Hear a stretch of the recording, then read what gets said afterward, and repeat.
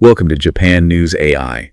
This week, we're taking a deep dive into some fascinating news straight from Japan. Sounds intriguing. We've got a resurgent yen. It's actually exceeding expectations. Oh, wow. Yeah. And then there's this groundbreaking new trade agreement between Japan and South Korea. I've heard about that. Also, Japan and the Philippines. They're stepping up their defense cooperation in the region. Interesting. And then we'll touch on a devastating wildfire that unfortunately hit Iwad Prefecture. Oh, no. And we'll wrap things up with a peek into the future with this AI-powered caregiving robot. So, quite a mix of topics today. Yeah, definitely a lot to unpack. So let's dive right in, and we'll start with the yen. Okay, sounds good. So the yen, it actually gained a pretty considerable 3.6% in February, which is actually exceeding most forecasts. Yeah, that's a significant jump. It is, and a lot of experts believe that it's probably being spurred by the Bank of Japan's interest rate hikes. That makes sense. Yeah, and plus, with all the worries about U.S. tariffs, the yen is starting to look pretty attractive as a safe haven for investors. Yeah, I can see why investors would be flocking to it right now. Right, and speaking of those tariffs, there's some interesting activity happening around them. Warren Buffett, for example. Oh, yeah. What's he up to? Well, he's increasing his stake in 5 major Japanese trading companies. Really? Yeah, it's Itochu Marubeni, Mitsubishi Mitsui, and Sumitomo. Wow, he's really putting his money where his mouth is. It seems like he's anticipating a shift in the global market, almost like he sees potential in the Japanese market, even maybe viewing these companies as a buffer against all the uncertainties of the trade war. That's a really interesting perspective. I hadn't thought about it that way. But, on the other side of the coin, we have Japanese auto manufacturers. Right. And they're particularly vulnerable to those 25% U.S. tariffs. Yeah, those tariffs are no joke. Definitely not. And they're calling for the government to intervene somehow.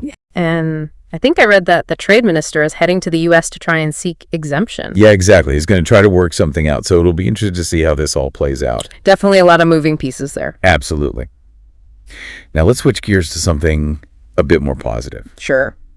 This new trade agreement between Japan and South Korea seems like kind of a big deal. Oh, it's huge. It's being hailed as a landmark pact that's forging a much stronger economic bond between these two Asian powerhouses. And it makes sense when you think about it. I mean, reduced tariffs, better prices for consumers, increased export opportunities, which could lead to growth in key sectors. Right, and greater supply chain stability, which translates to more reliable access to goods and resources. Exactly. Plus, there's the potential for a flood of new investments, which can create jobs, boost economies on both sides. It's a win-win situation. It really is. And it's not just about, traditional industries. Right. This agreement also puts a big emphasis on technology and renewable energy. It does. And it's exciting to think about what they can accomplish together.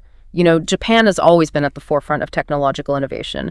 And South Korea, they're a major player too. For sure. This partnership could lead to some really exciting breakthroughs in areas like green technology, artificial intelligence, you name it. And now shifting gears again to a different kind of partnership, Japan and the Philippines are stepping up their defense cooperation. Yeah, I read about that too. They're launching something called a strategic dialogue, which sounds pretty serious. It is significant because it signifies this deepening of military collaboration, and it's likely driven by concerns over China's increasing assertiveness in the region. Especially in the South China Sea. Exactly. And, we could see increased military exchanges, intelligence sharing, and maybe even joint training exercises. Sounds like they're sending a pretty clear message. They are. Okay, now on to a more somber note.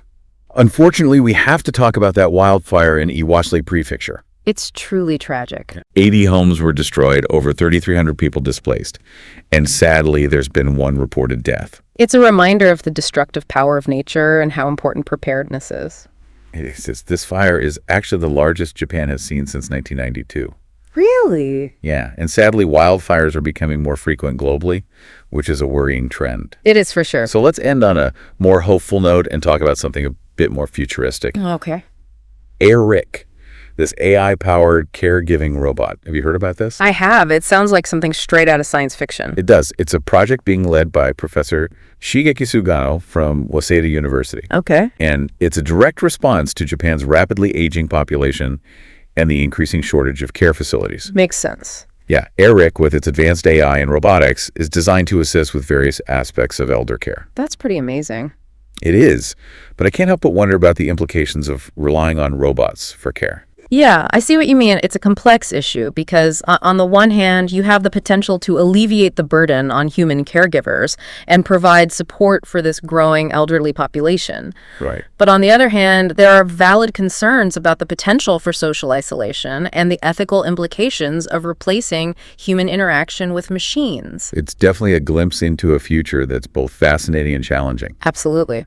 Well, folks, we've covered a lot of ground today, from a rebounding yen and a landmark trade agreement to this evolving geopolitical landscape and even the role of AI in our future. Yeah, it's been a really interesting discussion. It's clear that Japan is facing some complex challenges, but also embracing innovation in remarkable ways. For sure, each of these stories offers a unique perspective on Japan's evolving role on the global stage. It will be fascinating to see how these trends continue to unfold in the coming months. Absolutely. That's it for this week. Please like, subscribe, and leave a comment. We want to hear your opinion on today's topics. We do. Take care and see you on the next take. See ya! Bye.